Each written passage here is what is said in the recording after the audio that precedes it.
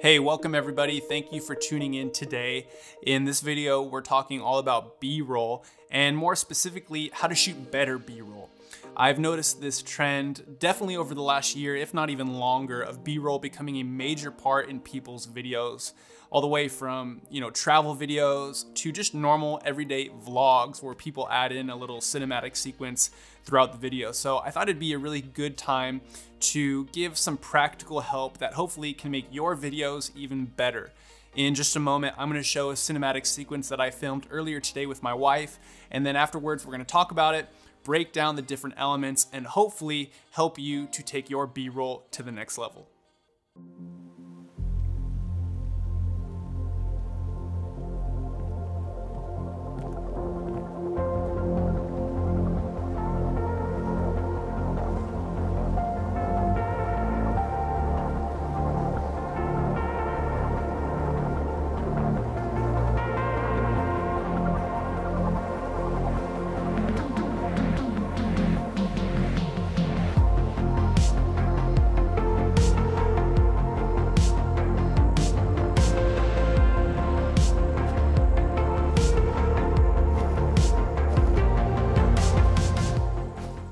All right, I hope you enjoyed that little montage. Now, before we get into the details of that video, I just want to say that I definitely do not claim to be an expert, but I have found some strategies that have really helped me, and I thought it'd be fun to share those with you. So anyways, with that out of the way, the first tip that I have for you on shooting better B-roll is multiple shot types. The three most popular shot types that people probably know are establishing, medium, and tight.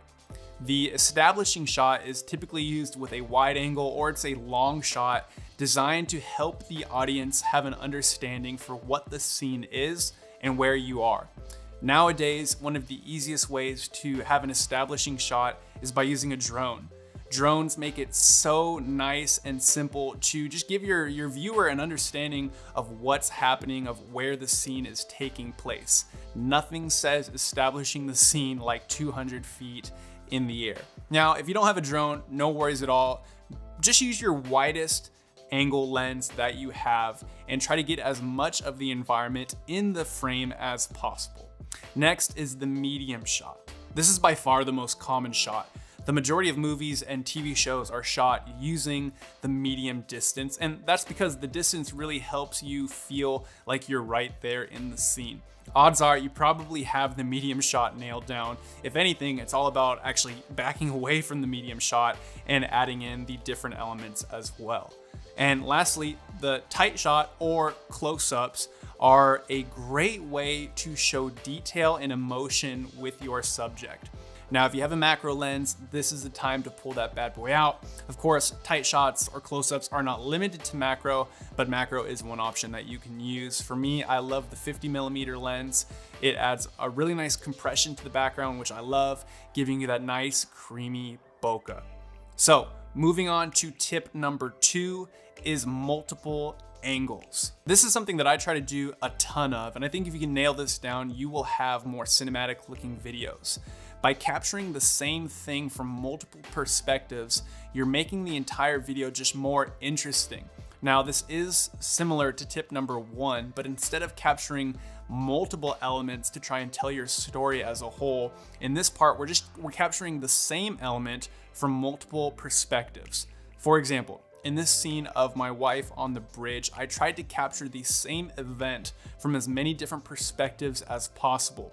I think what this does is it takes something that by itself might be kind of boring, but by showing multiple perspectives, you're keeping the interest level of your audience, which hopefully makes your video just overall more appealing. So instead of getting stuck on one shot or one clip for say, 4 or 5 seconds, what I would try to do is take the same event but show it from 4 or 5 perspectives, and maybe each clip is only a half a second to a second long. So I'm still taking up the same amount of time, but I'm showing a much more compelling story. Moving on to tip number 3 is sounds. Now, this is a massive subject that I could easily take the time and spend an entire video on, which if you want me to, let me know down below and maybe I'll add that to the list of future videos. But sound design is so key for making a great cinematic video, because what we do is that we're attracting multiple senses. Of course, we're telling stories visually, but oftentimes some of your greatest impact in your video can come audibly. Now I'm going to show you that same cinematic sequence that I showed you earlier, but this time I'm going to take the music away and just let you listen to the sounds.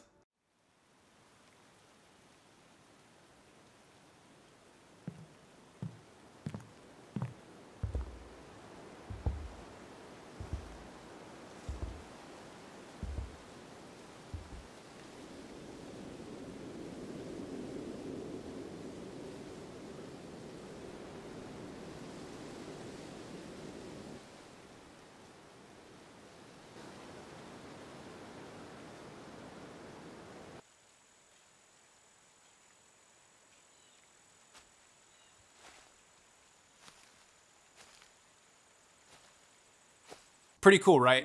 I mean, you could definitely argue that take away the music and we still have just as good of a video. For me, personally, I'd rather have the music playing on top of everything, but that is just my own opinion.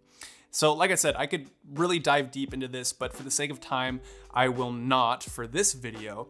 But one thing that I really want to encourage you with is that when you're using sounds, one of the easiest things that you could fall into is going way overboard with your sounds, meaning literally just making them too loud. The last thing you want to do is have sounds distract your audience and take away from the effectiveness of your video. The best way to use sounds is to really use them subtly. I like to have sounds be loud enough for the viewer to notice them, but I'd rather have them, kind of just taking in the video as a whole, and the sounds are just there kind of subconsciously, having them say like, did I just hear a waterfall? Did I just hear a bird chirping? If the audience is asking those kind of questions, then I know I nailed it with my sound design. So anyways, those are my tips for shooting better B-roll. Like I said, I'm no expert, but these things have really helped me, and I hope they do the same for you as well. So if you liked today's video, if you enjoyed today's video, make sure you hit that like button, comment down below if you have any other helpful tips and tricks for shooting better B-roll. I definitely always appreciate hearing from you guys, which, by the way, this is my last video for 2018. I have some crazy exciting news for the new year that I'm so pumped to share with you guys. I've got some big plans and goals for 2019, which, by the way, if you're not subscribed yet to this channel, make sure you do so. I don't want anybody to miss out, on the direction with which we're going with this channel in the new year. So with all that being said, guys, have a happy new year. I really do hope that this year is the best for you and your family. Once again, thank you guys for watching today's video, and I will see you in the next one.